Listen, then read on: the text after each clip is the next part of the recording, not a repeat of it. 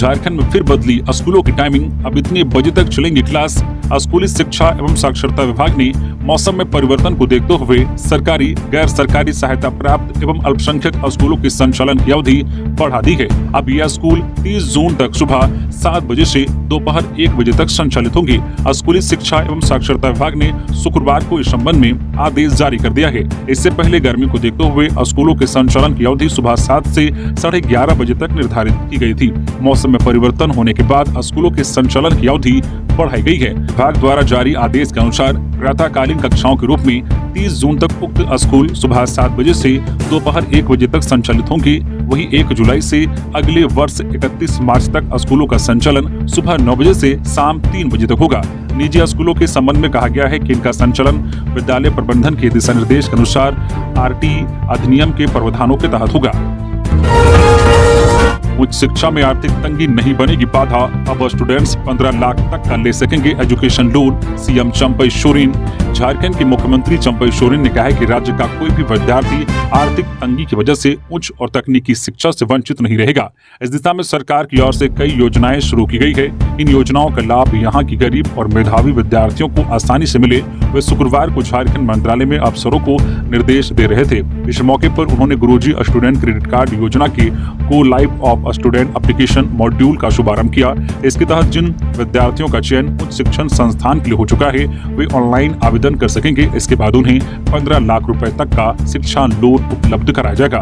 CM Champai Soren ने कहा है कि विद्यार्थियों के लिए सरकार ने गुरुजी क्रेडिट कार्ड योजना, मुख्यमंत्री शिक्षा प्रोत्साहन योजना और मानकी मुंडा छात्रवृत्ति योजना जैसी अनेक योजनाएं शुरू की है। इन योजनाओं का लाभ गरीब और जरूरतमंद विद्यार्थियों को मिलना चाहिए। सरकार का प्रयास है कि यहाँ के बच्चों को प्रतियोगिता परीक्षाओं की कोचिंग के साथ medical, engineering, fashion designing, journalism और लॉ जैसे कोर्सेज करने में पैसे की तंगी बाधा नहीं बनी।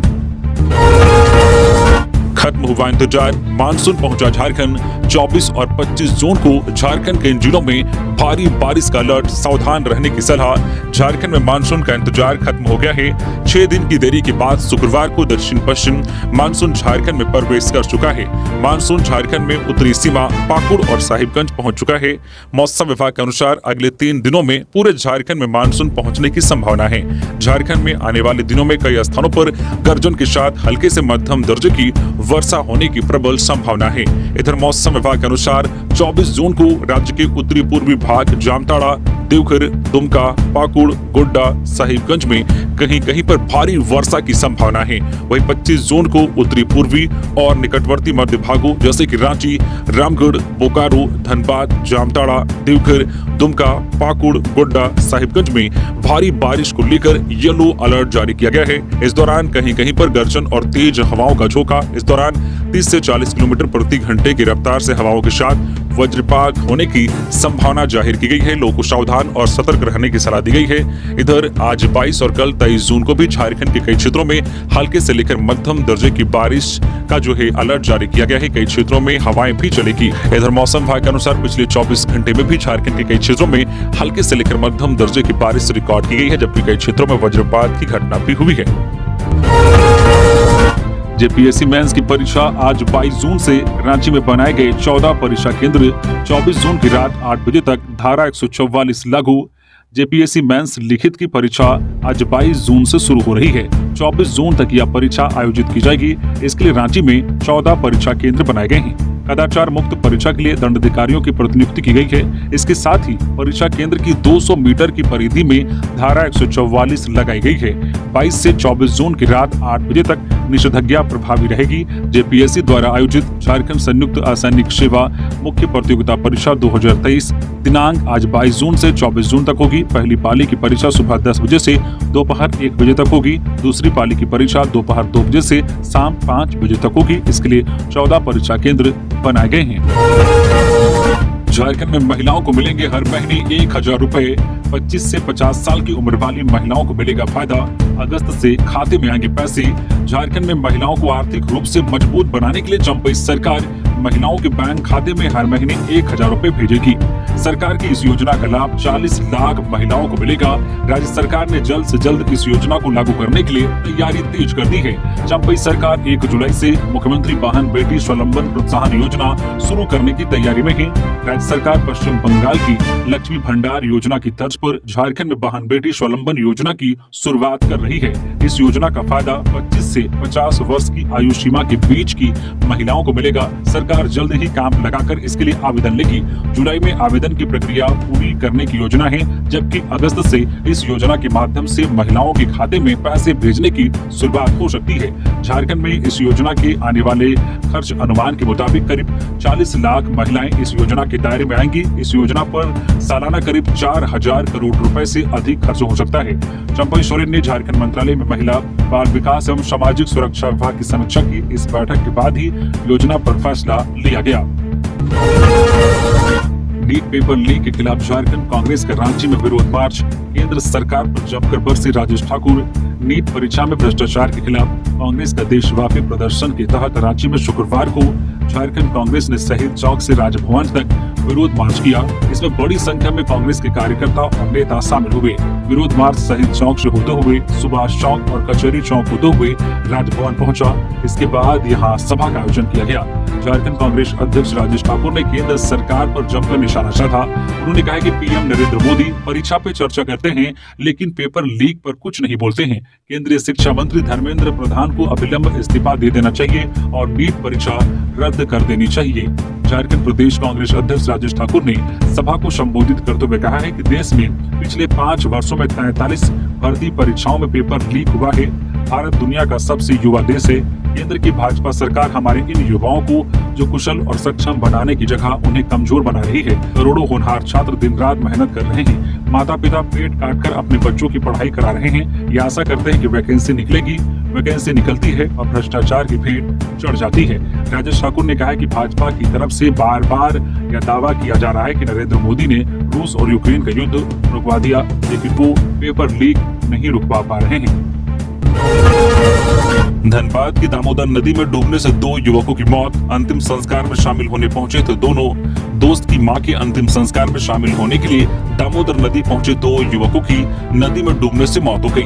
मृत युवकों की पहचान शहर के मनाईटांड निवासी सचिन और करण के रूप में की गई है। झरिया कोयरी बांध के रहने वाले मणिशंकर की मां के अंतिम संस्कार में शामिल होने के लिए दोनों युवक दामोदर नदी के मोहलबनी घाट आए थे। सूत्रों से मिली जानकारी के अनुसार दामोदर नदी के मोहलबनी घाट पर आए सचिन और करण दोनों एक साथ स्नान के क्रम में नदी में डूब गए। वो हल्ला सुनकर आसपास के लोग काफी संख्या में घटनास्थल पर जुट गए।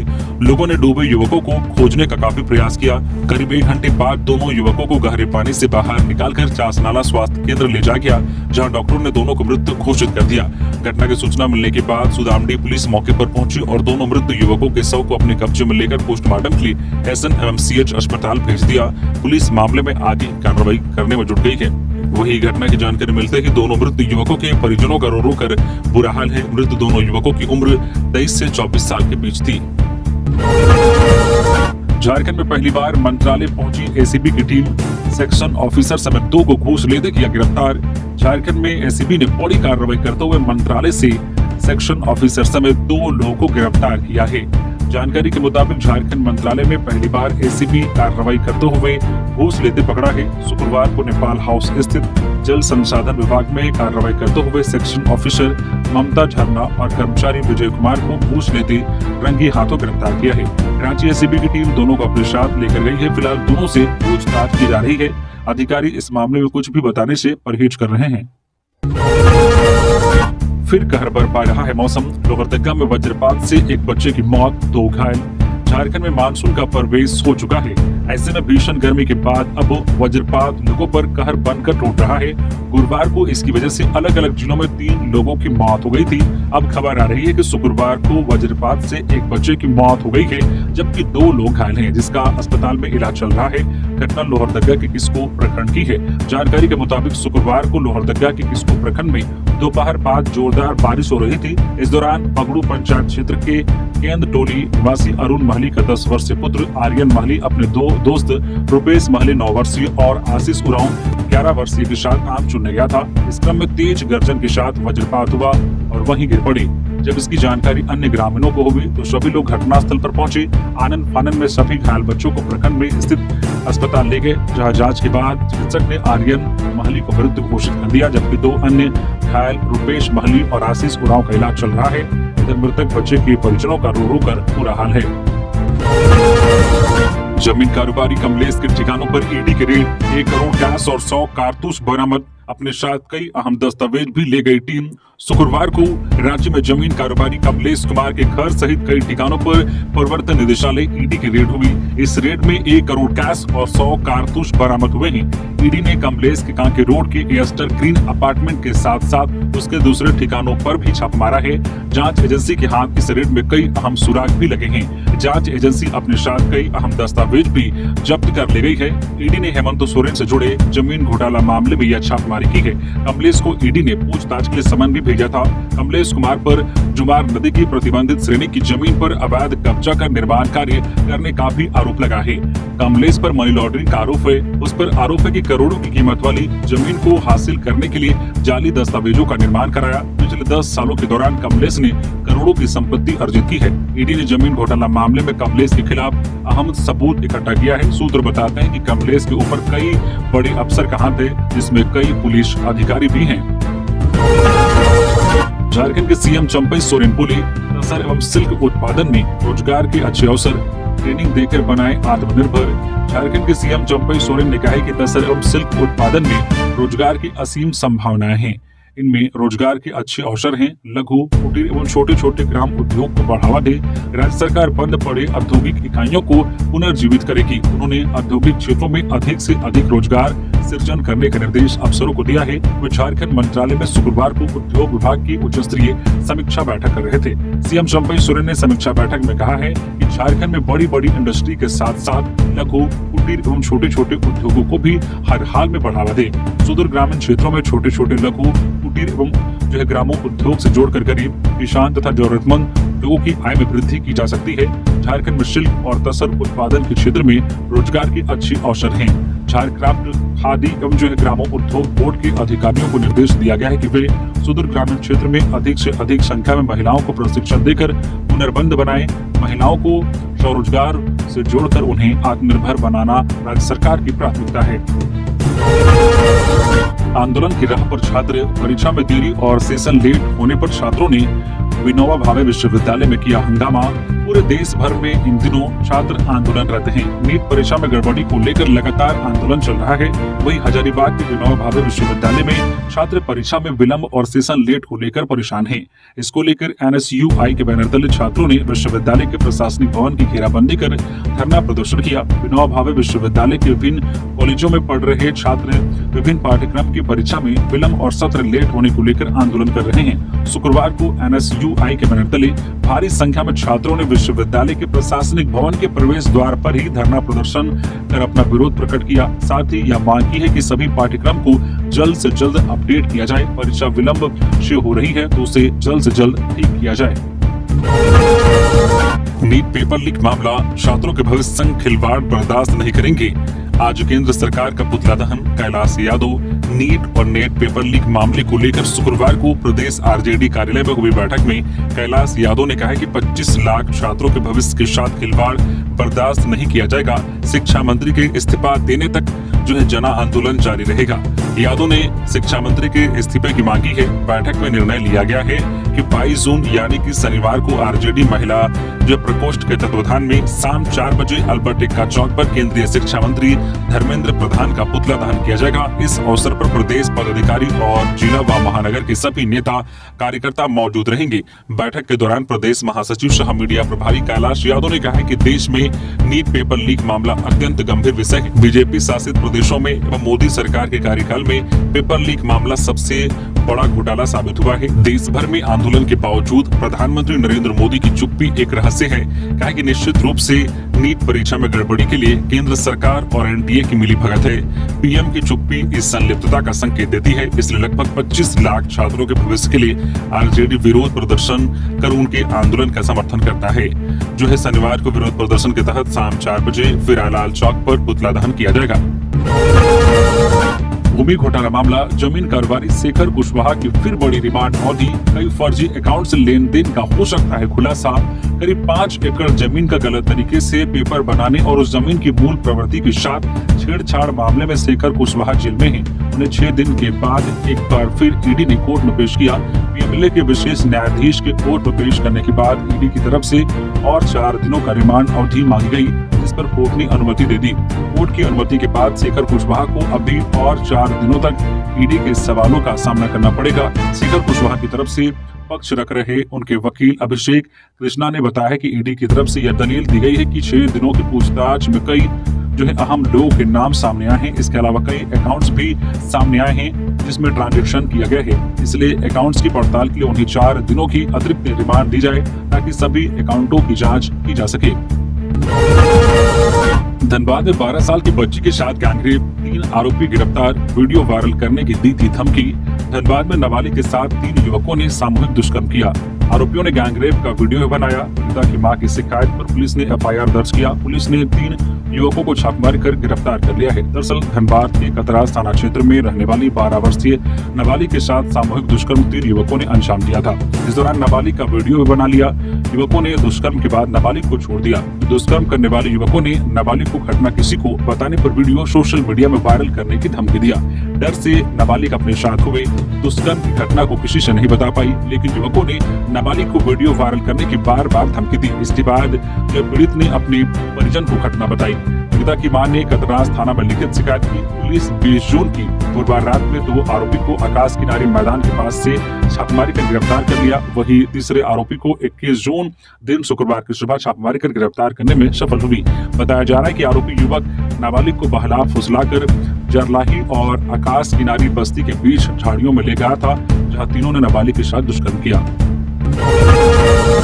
सिमडेगा डीटीओ के नाम पर वाहन चालकों से अवैध वसूली, लोगों ने शख्स को पकड़कर किया पुलिस के हवाले। सिमडेगा जिले के टिटईटांगर थाना क्षेत्र के NH 143 पर गुरुवार की रात सिमडेगा डीटीओ के नाम पर अवैध वसूली करते एक शख्स को पकड़ा गया है।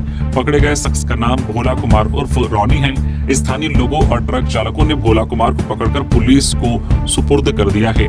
जानकारी के अनुसार डीटीओ सिमडेगा के नाम पर भोला कुमार उर्फ रॉनी नामक युवक गुरुवार आधी रात को वाहन चेकिंग के नाम पर NH 143 से होकर गुजरने वाले वाहन चालकों से अवैध वसूली कर रहा था। भोला साहू स्कॉर्पियो से पहुंचा था। गाड़ी में डीटीओ नहीं थे। वह आधी रात को टिटईटांगर पेट्रोल पंप के समीप वाहन चेकिंग अभियान के नाम पर अवैध वसूली कर रहा था। यहाँ तक कि पेट्रोल पंप के पास ढाबा में बैठकर खाना खा रहे वाहन चालक को भी उसने नहीं बख्शा। वाहन सड़क किनारे खड़ा करने के एवज में चालान के नाम पर वह चालकों से पैसे की डिमांड करने लगा। इसकी सूचना मिलने पर स्थानीय लोग और झामुमो नगर उपाध्यक्ष मोहम्मद सिकंदर मौके पर पहुंच गए। स्थानीय लोगों ने वहां पहुंचकर अवैध वसूली कर रहे युवक को पकड़ लिया। साथ ही युवक के पास से चालान मशीन को छीनकर रख लिया। साथ ही मामले की सूचना पुलिस को दे दी। मुख्यमंत्री से चंबल के प्रतिनिधिमंडल ने की मुलाकात। मुख्यमंत्री चंपई सोरेन से शुक्रवार को झारखंड मंत्रालय में federation of Jharkhand chamber of commerce and industries के प्रतिनिधिमंडल ने मुलाकात की। उन्होंने मुख्यमंत्री को 6 जुलाई को आयोजित होने वाले सृजन स्टार्टअप कॉन्क्लेव में मुख्य अतिथि के रूप में शामिल होने के लिए आमंत्रित किया। मुख्यमंत्री से मुलाकात करने वालों में झारखंड चैम्बर्स के अध्यक्ष किशोर मंत्री, उपाध्यक्ष आदित्य मल्होत्रा, स्टार्टअप कमेटी के चेयरमैन अमित अग्रवाल और ट्राइबल वुमेन जो एंटरप्रेन्योर सब कमेटी के चेयरमैन माला कुजू शामिल थी। पाकुड़ में प्रतिबंधित मांस काटने के बाद बवाल, बीजेपी नेता ने किया दौरा। केंद्र को भेजेंगे रिपोर्ट, कहा झारखंड को बांग्लादेश नहीं बनने देंगे। झारखंड के पाकुड़ जिले के गोपीनाथपुर गांव में प्रतिबंधित मांस काटने को लेकर 2 समुदायों में झड़प हो गई थी। इस झड़प के बाद गांव में भाजपा नेताओं ने दौरा किया और पीड़ित परिवार वालों से मुलाकात की। भाजपा ने आरोप लगाया है कि झारखंड की सीमा से सटे इलाके में बांग्लादेश से अवैध घुसपैठ हो रहा है। इलाके में गौ तस्करी हो रही है, लेकिन राज्य सरकार मौन है। विधानसभा में विपक्ष के नेता अमर बावरी ने कहा है कि हम 2 राज्यों की सीमा पर हैं, लेकिन ऐसा लगने लगा है जैसे हम किसी अंतर्राष्ट्रीय सीमा पर हैं। गौवंश झारखंड में प्रतिबंधित है, लेकिन इसकी खरीद बिक्री जारी है। मौजूदा सरकार को यह बताना चाहिए कि वह इसे प्रतिबंधित मानती है या नहीं। पौरी ने कहा कि हिंदू समुदाय गाय को मां मानता है, जबकि इन्हें सड़क किनारे काटा जा रहा है।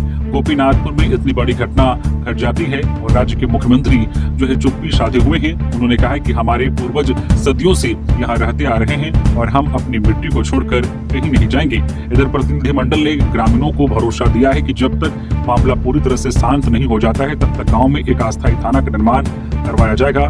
जिस तरह का माहौल अभी देखने को मिल रहा है, उसको लेकर केंद्रीय पुलिस बल की भी एक टुकड़ी को गाँव में प्रतिनियुक्त की भी मांग की जाएगी। आज 22 जून को युवाओं को समर्पित बलिदान दिवस मनाएगी आजसू पार्टी। आज 22 जून को आजसू का स्थापना दिवस युवाओं को समर्पित बलिदान दिवस के रूप में मनाएगी। बलिदान दिवस पर राज्य के सभी 81 विधानसभा क्षेत्रों में कार्यक्रम का आयोजन किया जाएगा। राज्य के युवाओं को झारखंड अलग राज्य आंदोलन की पीड़ा, वेदना, संघर्ष, जज्बे और बलिदान से अवगत कराने के उद्देश्य से वीडियो चित्रण के माध्यम से इस आंदोलन के ऐतिहासिक व गौरवशाली इतिहास से उन्हें रूबरू कराया जाएगा। इस कार्यक्रम में झारखंड अलग राज्य आंदोलन में अपना अतुल्य योगदान देने वाले सभी आंदोलनकारियों को आजसू पार्टी सम्मानित करेगी। इस सम्मान कार्यक्रम का उद्देश्य झारखंड अलग राज्य आंदोलनकारियों के बहुमूल्य विचारों को एकत्रित कर क्षेत्र के युवाओं के अंदर राज्य के लिए एक नवीन ऊर्जा का संचार करना है। बलिदान दिवस के दिन पर्यावरण को स्वच्छ रखने के उद्देश्य से हर विधानसभा में पौधारोपण कर उनके संरक्षण का संकल्प लिया जाएगा। विश्वविद्यालय पदाधिकारियों की नियुक्ति के लिए अंतिम मेधा सूची जारी, शीघ्र होगा साक्षात्कार। जैसे झारखंड लोक सेवा आयोग ने विश्वविद्यालय में रजिस्ट्रार, वित्त पदाधिकारी तथा परीक्षा नियंत्रक के पदों पर नियुक्ति के लिए अभ्यर्थियों से प्राप्त आपत्ति की समीक्षा के बाद मेधा सूची जारी कर दी है। इसमें रजिस्ट्रार पद के लिए 24, वित्त पदाधिकारी तथा परीक्षा नियंत्रक के लिए 6 अभ्यर्थियों का चयन साक्षात्कार के लिए किया गया है। आयोग द्वारा साक्षात्कार की तिथियों का प्रकाशन शीघ्र किया जाएगा। राज्य में सड़क पर सो रही नाबालिग से गैंगरेप, कार सवार 4 युवकों पर आरोप, दुष्कर्म के बाद सड़क पर फेंका। राजधानी रांची में एक नाबालिग के साथ गैंगरेप का मामला सामने आया है। यहाँ कार सवार 4 लोगों ने सड़क पर सो रही 15 साल की बच्ची को उठाकर किसी दूसरे जगह ले गए, वहाँ उसके साथ गैंगरेप किया, फिर सड़क किनारे फेंककर फरार हो गए। फिलहाल पीड़िता को गंभीर हालत में रिम्स अस्पताल में भर्ती कराया गया है। इधर मामला सामने आने के बाद पुलिस ने आरोपियों के खिलाफ प्राथमिकी दर्ज कर ली है। आरोपियों की गिरफ्तारी के लिए छापेमारी की जा रही है, साथ ही इलाके में लगे सीसीटीवी की जांच कर रही है। पुलिस कार का पता लगाने की कोशिश कर रही है। घटना मंगलवार रात रांची के ओरमांझी इलाके की है। पीड़ित गरीब परिवार से है और किसी तरह अपनी मां के साथ मिलकर पेट पालती है। बताया जा रहा है कि लड़की ओरमांझी के पंचायत सचिवालय के पास सोई हुई थी, तभी कार सवार कुछ युवक वहां पहुंचे और लड़की के साथ जबरन करने लगे। जब लड़की ने विरोध किया तो उसे आनंदी बगीचा के इलाके में ले गए, जहां उसके साथ रेप किया। रेप के बाद युवकों ने लड़की को सड़क के पास फेंका और फरार हो गए। स्थानीय लोगों ने सुबह बच्ची को जब सड़क किनारे पड़े देखा तो इसकी जानकारी थाने को दी। पुलिस ने उसकी हालत को देखते हुए रिम्स ट्रांसफर कर दिया है और पुलिस पूरे मामले की जांच कर रही है। गिरिडीह में अवैध शराब जब्त, 80 किलो महुआ और 200 किलो शराब बरामद।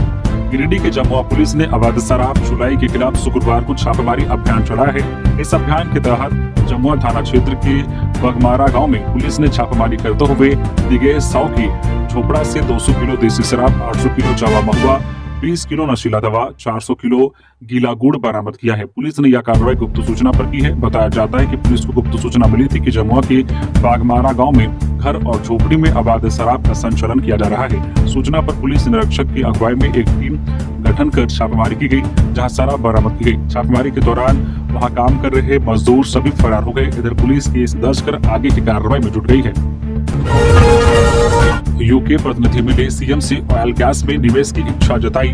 मुख्यमंत्री चंपई सोरेन से शुक्रवार को प्रोजेक्ट भवन में सिनोमिन स्पेशलिटी फ्लूड्स यूके के प्रतिनिधि पैन अब्राहम्स और गैरी ओलमैन ने मुलाकात की। इस अवसर पर मुख्यमंत्री के समक्ष उन्होंने राज्य में ऑयल एवं गैस के क्षेत्र में निवेश करने की इच्छा जताई। मौके पर विभागीय सचिव अब्बू बकर सिद्दीकी, मुख्यमंत्री के सचिव अरबा राजकमल और ऑयल सर्विस के सीईओ विद्यासागर साहब उपस्थित थे। अन्नपूर्णा देवी का हुआ स्वागत, पुलिस सरकार की योजनाओं से यहां के लोगों को दिलाया जाएगा विशेष लाभ। गिरिडीह भाजपा पार्टी कार्यालय में शुक्रवार को कोडरमा सांसद सह केंद्रीय महिला बाल विकास मंत्री अन्नपूर्णा देवी का अभिनंदन सह स्वागत समारोह का आयोजन किया गया। कार्यक्रम में जमुआ विधायक केदार हाजरा, पूर्व विधायक निर्भय शाहबादी, जिलाध्यक्ष महादेव दुबे, प्रणव वर्मा, सुरेश शाह, दिलीप वर्मा आदि उपस्थित थे। इस कार्यक्रम में काफी संख्या में लोगों ने भाग लिया। इस दौरान पार्टी से जुड़े लोग और महिला पुरुष ने अन्नपूर्णा को माला पहनाकर, भगवा गमछा उड़ाकर और बुके देकर स्वागत किया। मौके पर मंत्री अन्नपूर्णा देवी ने कहा कि केंद्र में अपना योगदान देने के बाद पहली बार वह गिरिडीह आई है। कहा कि यहाँ के लोगों को कैसे रोजगार से जोड़ा जा सके, इसके लिए पूरा प्रयास किया जाएगा। कहा कि आने वाले समय में विभाग के द्वारा और भारत सरकार के द्वारा विभाग की जो योजना है उसका लाभ यहाँ के लोगों को मिलेगा। 2 आरा मिल को वन विभाग ने किया ध्वस्त, 5 लाख की लकड़ी और मशीन जब्त, डीएफओ ने की कार्रवाई। गिरिडीह के बेंगाबाद थाना क्षेत्र में वन विभाग की टीम ने अवैध आरा मिल संचालन के खिलाफ छापा मारा है। यहाँ डीएफओ प्रवेश अग्रवाल की अगुवाई में वन विभाग की टीम ने प्रखंड के जो है चक्रदहा गांव में अवैध रूप से चल रहे आरा मिल को छापामारी करते हुए मशीन और जेसीबी से उखाड़ दिया है। बता दें कि जो है पुरचुट्टू वन प्रक्षेत्र के चक्रदहा गांव में अवैध रूप से आरा मिल संचालन होने की डीएफओ को गुप्त सूचना मिली थी। इसी सूचना पर शुक्रवार को डीएफओ प्रवेश अग्रवाल की अगुवाई में टीम ने चक्रदहा में संचालित 2 आरा मिल पर कार्रवाई करते हुए 4 से 5 लाख रुपए कीमत की लकड़ी जब्त करते हुए आरा मिल को उखाड़ कर वन प्रक्षेत्र कार्यालय लाया गया। मोबाइल टावर से बैटरी चुराने वाले अंतर्राज्यीय गिरोह का भांडाफोड़, एक गिरफ्तार। खूंटी जिला पुलिस ने अंतर्राज्यीय मोबाइल टावर बैटरी चोर गिरोह का पर्दाफाश किया है। ये लोग अलग अलग इलाकों के मोबाइल टावर से बैटरी की जो चोरी किया करते थे। एसपी अमन कुमार को सूचना मिली कि इलाके में बैटरी चोरी करने वाला गिरोह सक्रिय है। सूचना मिलने के बाद एसपी के निर्देश पर त्वरित छापेमारी दल का गठन किया गया। पुलिस 20 जून की रात कर्रा की जो पुल फुट्टू बस्ती के पास बैरिकेडिंग लगाकर वाहन जांच करने लगी। इसी क्रम में रांची की ओर से आ रही नीले रंग की मारुति वैन को रोकने का इशारा किया, लेकिन पुलिस को देखकर चोर वैन तेजी से मोड़कर वापस रांची की ओर भागने लगे। पुलिस ने वैन का पीछा किया तो कुलुट्टू जंगल के पास आरोपी जो वैन छोड़कर भागने लगे। भागने के क्रम में एक आरोपी पुलिस के हत्थे चढ़ गया, लेकिन बाकी के 4-5 आरोपी अंधेरे का फायदा उठाकर जंगल में भाग गए। यह जानकारी तौर पर एसडीपीओ क्रिस्टोफर क्रिकेटा ने प्रेस कॉन्फ्रेंस कर दी है।